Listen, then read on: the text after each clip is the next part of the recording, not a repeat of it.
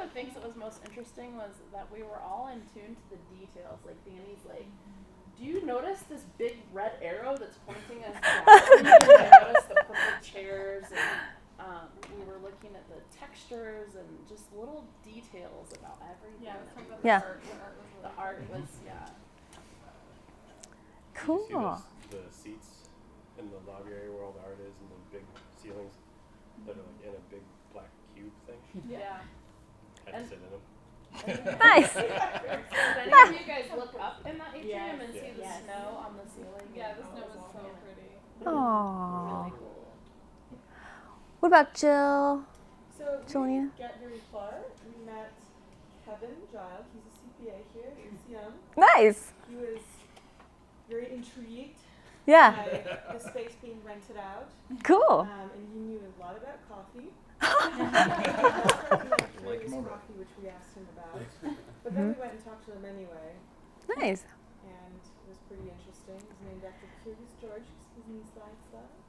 Aww. He's from Singapore, but travels a lot in Cambodia. He did a lot of travel in Indonesia. Malaysia. He Yeah. speaks Malay and Indonesia, and we talked to the guy. So you guys just Aww. Yeah, we just talked to people. Yeah, Yeah. and it was just great. Like, you just ask him one question, and then it's just I don't know. I treat it like a game. Like, what else can I ask that will just keep them talking? Yeah. You know, and like Kevin, he was just like, oh yeah, like, well, I guess I mean Costa Rican coffee. I was just there, and then it was like, well, why were you in Costa Rica? Oh. You know, just like, and he Yeah. just kept kind of going. Yeah. And so same thing with the guy downstairs. I just He thought gave that us was kinda cards. I know, I saw that. Yeah, That's so cool, amazing. too, like, Yeah. we should talk. Let's get like, I gotta go, but It makes me really curious to know what's in their head. Yeah. And they're being randomly engaged. Like, yeah. Well, I was struck by how initially people were sort of jolted out of whatever they were doing. Less so the security guard, because I think people are asking him questions, but certainly the elevator, where it was a visible, physical response to being spoken to by a stranger. And Yeah. then immediately, it was not a big deal. Yeah. And they just started talking, like you were saying with Kevin, like he just kept the Yeah. conversation going, and you asked him more questions. And I think we're all just so hungry for interactions that there's that sort of initial surprise, but then once you break that barrier, totally normal. Yeah. Like, oh yeah, I've known you forever. Yeah. Yeah. I love that. I can definitely sense a different energy. Not that you guys have been like, but like, there's like even an increase, like, like you're just like, you seem more energized because you just went and did something totally new. It was an adventure. Yeah. And I want to hear from this end of the table. How did it go? We met folks from 6 people, and 6 and 2 people. of them want to hear from you. What? Oh my gosh, cool. We actually went up to the 11th floor, which is part of the state of Colorado stuff, but it's, I forget what their official sign says, but the people we met were on the board, A chairman. the chairman of the board and a couple of the members, and then one person from the state, but that helped talk about all the Medicare and Medicaid policies. And here's the question. They said, do you want single-payer insurance? Raise your hand if you do. Do you want single-payer insurance? We have it. It's called Medicare. And better yet, it's Medicaid. It's the more Medicaid's robust. better than Medicare. We But asked, I mean, just talking to them for a while and just their passion for what they're doing. This person who chairs the board who has 2 kids who need these services, and one of their members of the board just came off Medicaid recently. Their passion for what they were doing and why, and their stories around it were so engrossing. And I mean, the hardest thing for me is like, we walk up there and one area is locked, so we go to the other way, and there's these 3 ladies talking in the hallway, and I'm like, oh, well, let's go somewhere. I don't want to interrupt. Yeah. But, you were like, no. So we went in there and said hi and kind of just gave them a brief. This is why we're doing this. Right. Yes. They're like, Set the if you're up tone. here, you also need to just go in that boardroom over there and look out the window because it's a great view from that side. So we walked in there. interrupted boardroom. people. And they all were intrigued. One of them was named Roger. She spelled it wrong. Oh, yes. Of course. What about you two? For me, so I've been working in the building for like 7 months now, and just to see, I have not explored any other floor. So just to see all the places in the building. Yeah. And I got really excited. I didn't know that CPR, Colorado Public Radio, is in this building. Oh. What? I was like, I applied to an internship like way back in college. Oh, yeah. At CPR. So I was like, that's pretty cool. But yeah, so just exploring. It's cool. Yeah. We didn't really talk to anybody though. But there's a lot of healthcare and policy Yeah. stuff going on in this building. Yeah, Hmm. which was interesting. Ah, love it. I wish there was like a, I need help with words again. That thing that shows you something sped up really fast, like a video. Montage. Time lapse, thank you. Oof. I wish I could see like a time lapse of all of you just like. So, well, awesome. Now we're going to move into renewal. And I want to wrap up by like 11:45 at the latest so that we can then like discuss how it went or if you have any takeaways and things like that. So, yeah. So at the end of that first 10-day challenge, and I sent out the survey, I asked people, what do you want more of in your life and what do you want less of? And there was a pattern of things that people wanted more of, and it was more stillness, more gratitude, more simplicity, and more adventure. So that is what also really sparked me to keep working on this break changer concept. And I realized that all these things that we want more of in our life are actually things we have total control over. So it was another experiment in those things. And so much was learned from this, but I'm going to just share some of the high-level things. What I thought was so cool is I asked all 86 people how they define stillness. And these were the responses that I got. Sweating? Yes. I like it. Oh, it's kind of pixelated. Yeah, I still love that Los Angeles is stillness for one of the women. She like thrives in traffic. Like she actually mentioned the traffic. I'm like, okay. One woman feeding her chickens is like total stillness. Like, and it just goes to show that all of this is so different for many of us, right? And like, you know, and it's like play, right? Like someone bungee jumping, that's really playful to someone. That is terrifying to me. Dancing in my pajamas, amazing, probably terrifying to Dan over here. I don't know, right? And the thing is, like when you try something the first time, it may seem like it's not a good fit for you, but of course, if you try it maybe a few other times, something could totally click. And it's kind of like running too, right? Like you'll have off days, you'll have on days. So that was a really cool perspective from that. The other one that I really want to dig into was the digital detoxing. And each weekend, there was a different challenge. So the first weekend was to unplug from Facebook, which was funny. And every time I've done this in these programs, people are really engaged in the Facebook group, and then we do a mini fast. And then like all the engagement drops off when we're supposed to come back in because they realize how much of their life comes back to them and how much just more ease they feel in all aspects of their life. So that was interesting. But then we tried some other ones. Like one of them was like you weren't allowed to text. You were supposed to just pick up the phone and call someone. Like, whoa. Like I was like leaving a voicemail the other day. Like it's 2019, I'm leaving a voicemail. This may just be going into a black hole, but I'll just give this a shot. Like we don't call each other really anymore, and we definitely don't really leave voicemails. Another one was to not watch TV, and this was so interesting because my husband and I, every single night, that's what we do. We sit down and we watch a show. And I put a towel over the screen and we hid the remote. And this is what happened too. Like how many people have unplugged from social media? Okay. Like permanently or Just like temporarily. Yeah, like did you like, because for me personally, unless I like change my password and put it in a drawer, like I will get back on. Or if I don't delete the apps from my phone, it's like, those of you who have deleted it from your phone, how many times were you tapping your phone for the app, but like it's not there? Like, was I the only one who was struggling with that? happened to me. Oh yeah, crazy. Like, you don't realize how often out of habit you're doing that on your device. So much was happening in those detoxes. I believe, what was the other one? Email, TV, or does anyone remember? There was like a fourth I one. thought the texting and email were different weekends. Yeah, no, I think you could like choose between, I don't know. The point was, it's so important to unplug, even for a day, right? It doesn't have to be like this month-long thing. I unplugged from Facebook and Instagram for the whole month of November. No, I got back in on November 27th, but, right.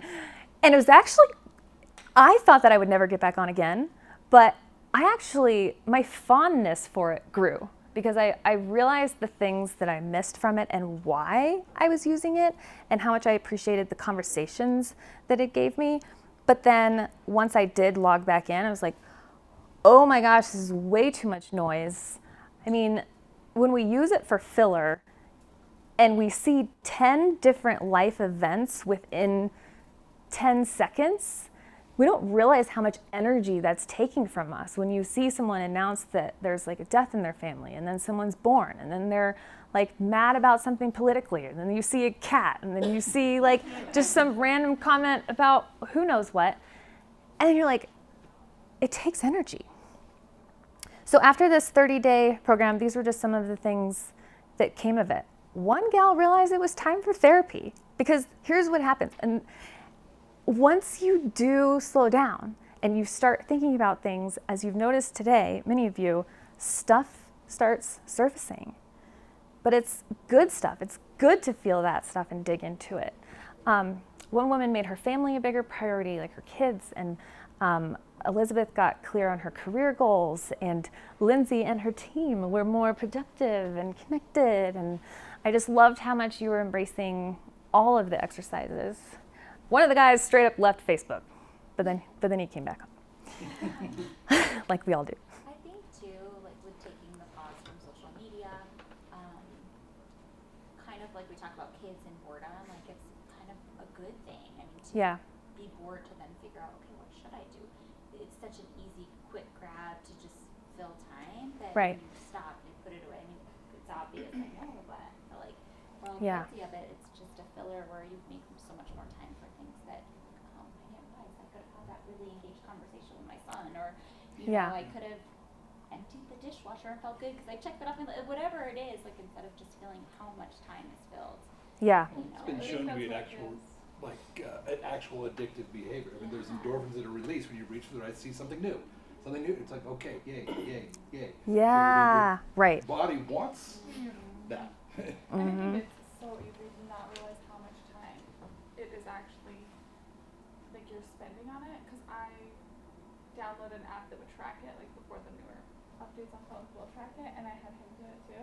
And there are certain things where he's like, "There's no way I'm spending this much time on this app." Yeah. And I was saying the same thing with like Instagram and Facebook, and we are both way more time than we ever would have thought that we were actually spending on these apps. Oh yeah. Well, then once you like actually disconnect, you see how much time you do have, but you are filling. Yeah. And even where your mind goes, even if you don't have the device in front of you, then you're thinking about, oh, your friends are all, you know, whatever it is where your mind goes instead of being present about what is here in front of you.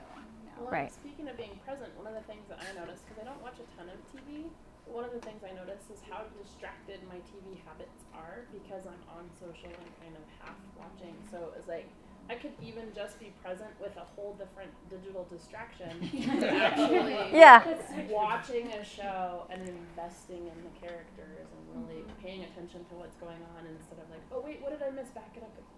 And so just, that's me. And Netflix is happy you changed. Yeah. And I think the reason why most people join social media gets lost in all the noise, and by either taking the step back or putting it away for a while, I mean, if you do get back on, you realize, well, here are the pieces I liked about it. I just need to turn off or hide all of the other noise that makes it such a bad thing.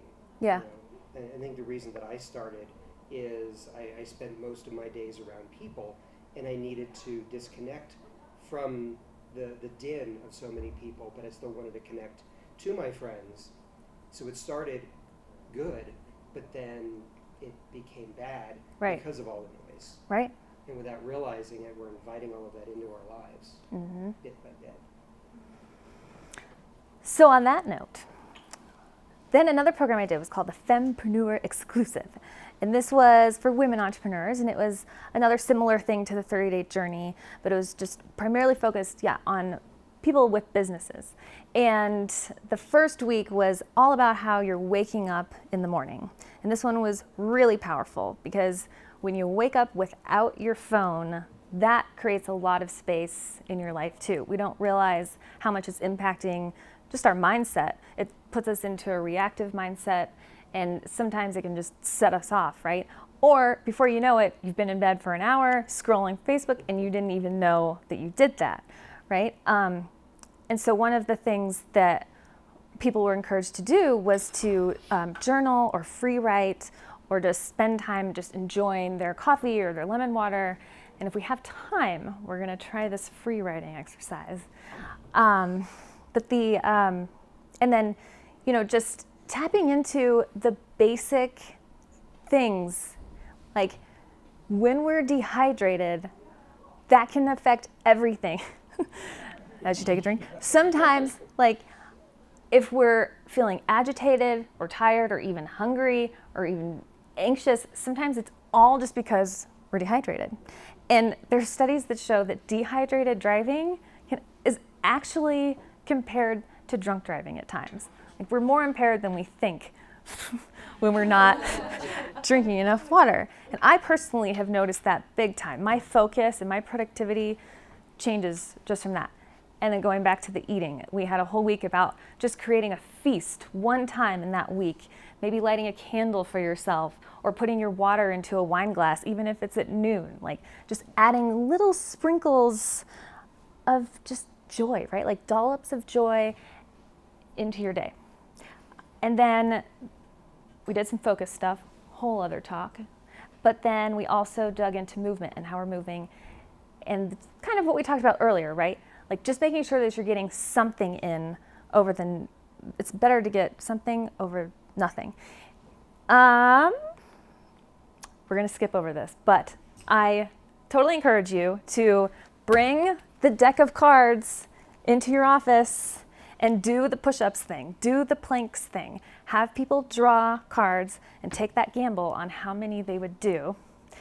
Another thing you could do also is I grew up knowing them as air chairs, right? Where you're just like sitting against the wall, but like squatting, and just seeing how long you can go. That stuff can make a huge difference. Same with just stretching, right? So a lot of good stuff came out of that program. Changes in careers, starting books, getting big time ideas just from walking. This one guy was walking to work one day and was like, oh, I have a new business idea. Then we did a similar thing in the summer reset. We took 1 week off of Facebook and it was huge. People were totally impacted by it. Okay, kind of flying through. Why does all this matter? I love that little doggy.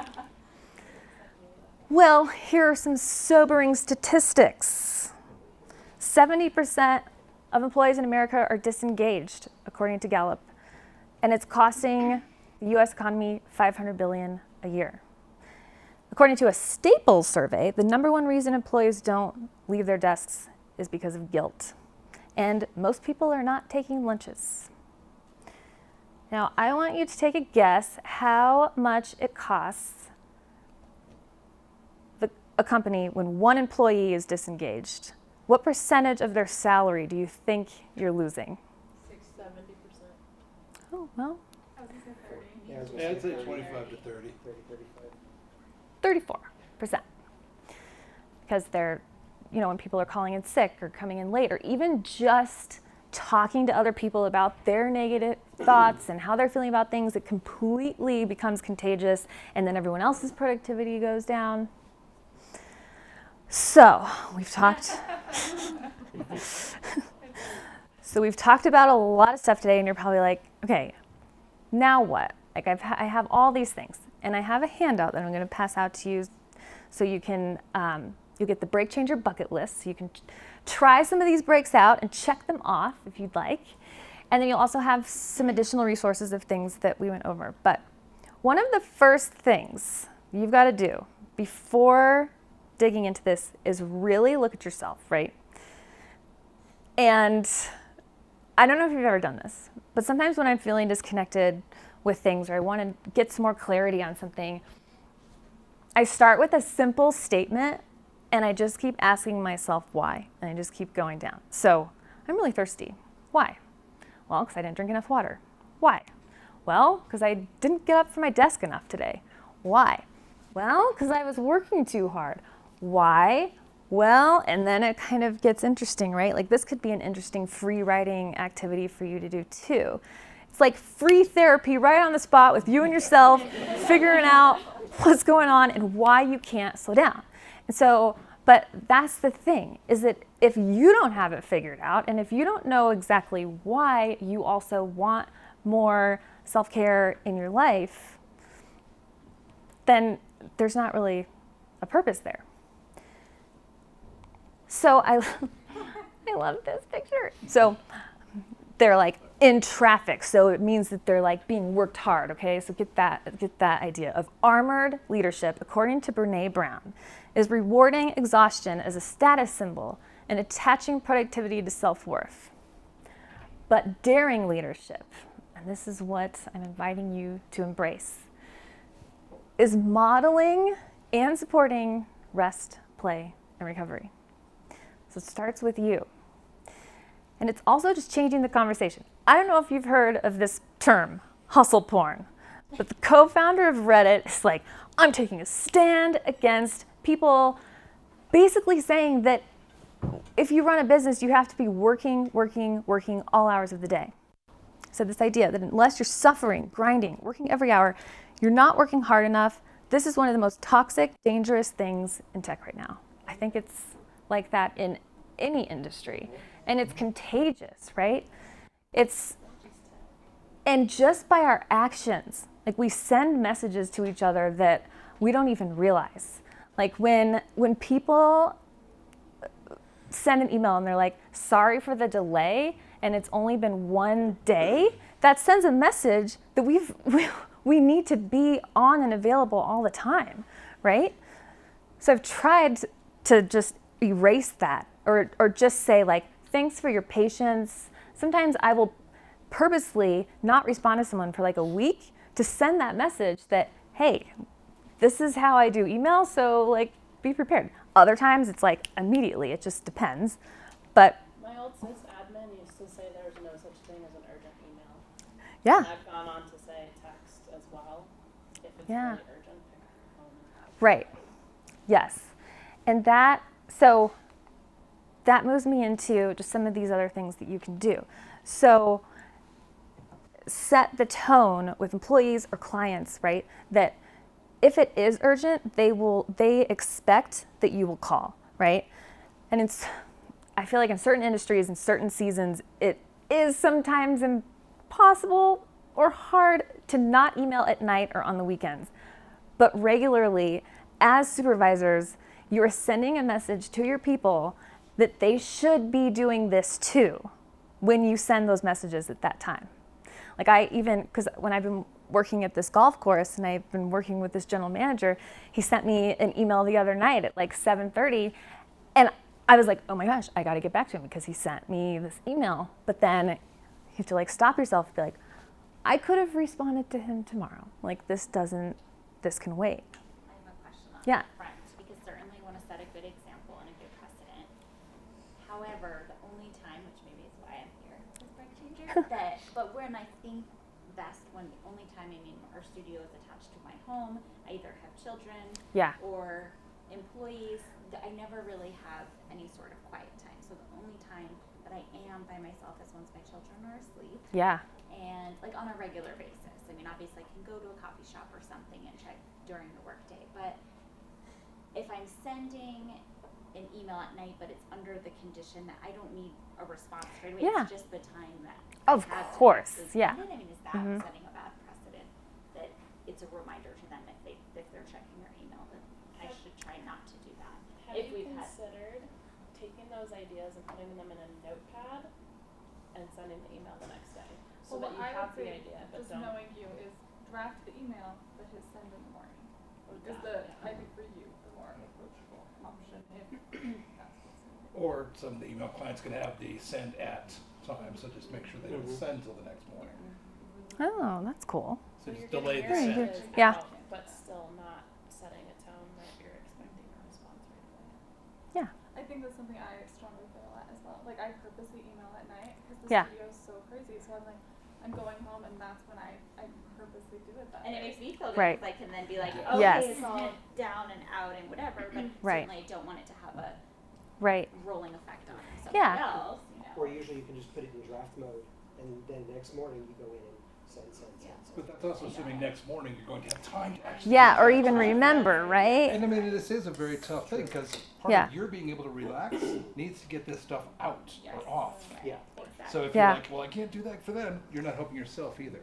So Right. it is kind of a, neither perfect. And something Totally. I actually saw on an email signature for somebody I get emails from was actually permission to say, hey, you send me too many emails, so maybe put just a little disclaimer at the bottom, like, I'm not expecting an immediate response. Right. Yeah, thought I was I'd gonna make say that. sure I shared this with you. Like could it be It's something mainly in you our and you. Yeah. Really So you is know the what's going on. reality, Yeah. Could it be something in your like team where you say like you have a meeting saying I just happen to email at this time but I only expect an answer Yes. in working hours? Yep. You've totally. Yep. I was just going to say those two things. I think because if you're like, I would not put it in draft mode because I would forget and I would be uneasy and I'd only think about that at the end of the night. But just having a conversation and setting the expectation that, yeah, this is what's happening, but just know that, yeah, that you don't feel obligated to be on email at night. And if Yeah. it is that urgent, I will call if Right. there was something. Yes. Yeah. Well, no, I don't do that often. though. No, I mean like Yeah. you call if it's important. Yeah. You don't rely on a text. Yeah. Like, Oh, God. Yeah. Yeah. Yeah, I think it's really strong. So, and it's so important also to just model, like show your people that you're taking your breaks and that you're taking your lunches. And I had a boss who would like make me go to the gym with him, and I loved it. It was great. And like he would always leave for lunch, and because he was always leaving, I was getting the message that it's okay to always leave for lunch and to be gone for a full hour. And if you're in a season or a job that doesn't quite work, just showing that you're taking those 5-10 minute intervals throughout the day and initiating things like the push-up contest or like even having like a hydrating thing where like you just send out an email every day at like 2:00 saying, have you been hydrating? Like that takes 10 minutes, but 2 minutes, maybe even less than that, but sends a huge message that you care about your people, right? Also, like just making space for them and showing them that you're available. One of my clients was trying to talk to her boss about having like a work from home day, but her boss was never even showing her that she was available to even have that conversation, because she just kept telling her like how busy she was and how much she had on her plate.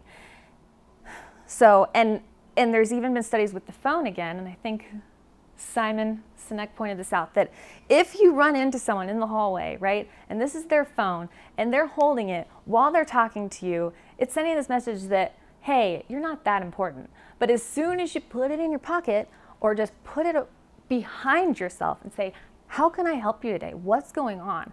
That, again, sends like such a huge message.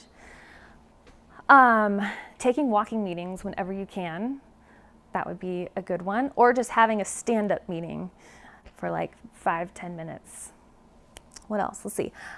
Possibly having an activity box on site with like yo-yos or Play-Doh or just something so that when employees are feeling that tension and needing to do something, they have something to go for that's available to them. Or even having a cell phone box that says on the box, put your phone in here, go take 5. And just promoting that that's what you care about. Or creating a wellness room. There's only 23% of employers, according to Staples, that have these kinds of rooms. And it's one of the things that most people are actually looking for in a job these days. They're looking for a place that they can go to decompress or, breastfeed or just do whatever they need to do, right? When you have that room, it sends another message without even saying anything, that it's okay to go into this wellness room. What else? Okay, hydrating, planking, even just having a break challenge, right? Where you have people track 2 breaks a day and then they get some sort of reward for that, right? Or even, always learning.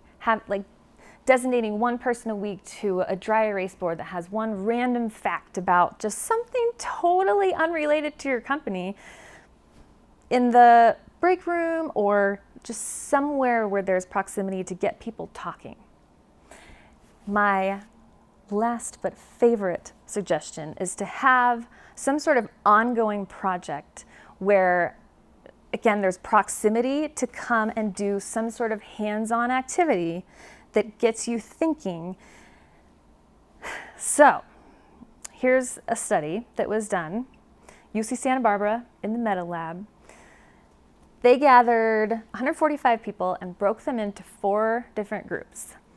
And they were given this unusual use task. So basically they're like, okay, here's a spatula. List as many unusual uses as you can for this thing. So the 4 groups, they started listing all the ideas. Then they had their break time. One group was not allowed. Let's see, group one moved on to another demanding task that demanded a lot of focus. The second group moved on to a non-demanding task, like maybe something like a crossword puzzle or just something like coloring or whatnot. Group 3, they rested. Group 4 did not take a break. Guess which one was more productive on the second round of this activity? Group 2? Yeah. Very good. Fantastic. So what they were thinking, sometimes if you're just resting, and there's nothing wrong with that, but when it comes to focus and creativity and maybe coming up with some new ideas for things, if you're just resting, sometimes you are thinking about the task that you just came from. So it's important to shift the modes a little bit and try to just get thinking in a different way. So I would suggest having, a crossword or a jigsaw puzzle out, or something as easy as a Post-it wall, right? So maybe once a week you ask a question. This question is, what were you most proud of last year?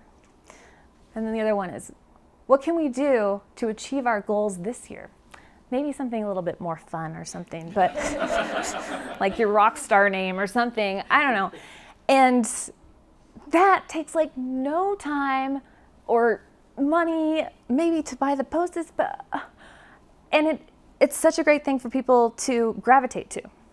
Another idea with this Post-it wall is to encourage just artwork, right? Look at that, masterpieces on a Post-it.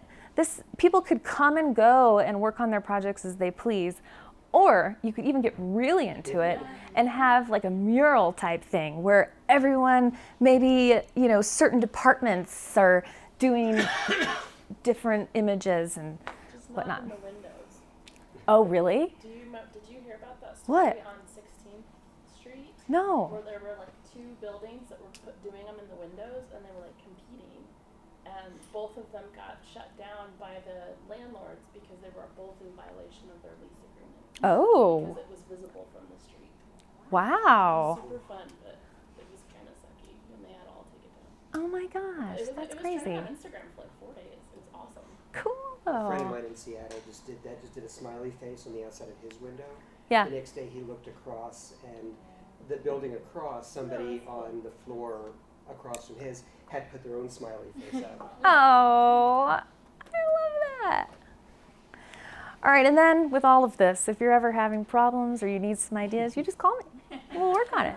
I'll come to your company and do something custom for you, or do this exact workshop for your people, or whatever is working, or whatever would work best. Because remember, taking a break can change everything. That's it. So, thank you. And then I would like to, pass out some handouts. Just go ahead and take one and pass it around. It's just a recap, of the 10 breaks, and then things you can do for your people, as well as some resources. Now, we only have 10 minutes. Oh my gosh. I want to hear from you what your biggest takeaway is from today.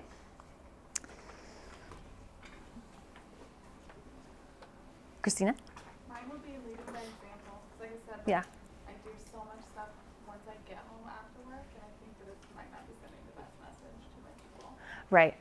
It's been really showing that prioritizing things and not working endlessly. Yeah, for sure. Mine is the walking meetings. I'm going to start doing those. Cool. Yeah. That's my way to get everybody outside and walk around.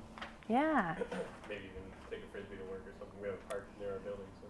I like that. Go over to the park and play frisbee or just talk about stuff. Very cool. I love just the emphasis on how healthy it is to take a break, and it's just Yeah. a reminder of how many things you are truly taken care of when you do take a break, whether it's connection with other people or yourself, or it's just, it benefits all around. It reminds me of an interesting perspective, because in the retirement world, when we actually talk to the employees, the plan participants, oftentimes they'll say, I can't afford to contribute more to my retirement account. And our response is usually, you really can't afford not to. Mm-hmm. In the same respect, I usually don't take lunches and whatnot, but can I really afford not to invest in my own health? Right. I'm following that same thing. I don't really even eat much normally. Yeah. And I've noticed most of our company really, they'll eat at their desk or do something. Nobody really takes time off, and I've always felt guilty about that. Yeah. But then I always, I'll take like 3 or 4 walks a day with the dogs. Yeah. As well outside. So I'm like, I'm doing the good thing and the wrong thing at the same time. But the one thought, actually, that's kind of stuck in my head right now, is that little play experiment of firing ourselves. Yeah. Right. Like, what would my replacement do differently than what Yeah. I do? I really like that thought, because it's a little bit brutal. Yeah. But it worked for them. Oh my gosh, yeah. For me, I feel very boring, with my breaks. I'm kind of in a routine on my breaks. And so just bringing more creativity, challenging myself to creatively think on my breaks, different exercises, for sure will be helpful. And to incorporate it into public accounting. And right. In those busy times, things that people can be doing. Love the push-up challenge. I definitely will be recommending that. Cool. I love that. And leading by example, right? Exactly. Yeah. 5 is like my max. Yeah. That's good. Yeah. For me, I would say it's having really actionable things that are concrete that I can implement, just very specific suggestions. Yeah. Take this from an idea of, yes, it's important to take these breaks, and this is why that's healthy and increases your productivity. That's all important, but then being able to leave with concrete strategies for that, how we implement it. That's probably the biggest thing for me. Awesome. It's probably not the intended thing of the walk, but I kind of love how, depending on your route, you can have an actually timed meeting. What do you mean? Well, I sometimes really hate taking meetings because I know that maybe the person I'm meeting is going to take 3 times as long. Oh as I yeah. actually need. Yeah. And so having a pre-planned route kind of creates a natural stopping point. Oh, I like that. Yeah. Without having a timer in front of you. Exactly. Yeah. Because it takes 18 minutes to walk this route. Exactly. So you can get it all done. I know that seems like more productivity driven than breaking, but sometimes that means you'll take meetings and you'll have certain discussions that normally you're avoiding because you know you can actually do it and still get what you need to get done, and it's not going to be an ongoing lasting thing that takes too much of your time that you're avoiding. It actually gives you a break. Yeah. Yeah. It gives you time to take a break. Yeah. My takeaway is that how little self-care I practice and how I must begin to give myself that break. So it's awareness. Awesome. I think for me, the takeaway is having participated in, I think, every single break changer since day one. Yeah, everyone. Is that I still suck at practicing it. Mhm. I said For the same same thing on reason. a walk. I said is when I see the value every time, And there's still things I feel like I didn't really, like from the last challenge we did, there was stuff that as soon as you said it, I'm like, oh my gosh, I haven't thought of that since the email came or something. Right. So it kind of like made me think of things that even in the challenge I never had thought of, that I kind of forget about.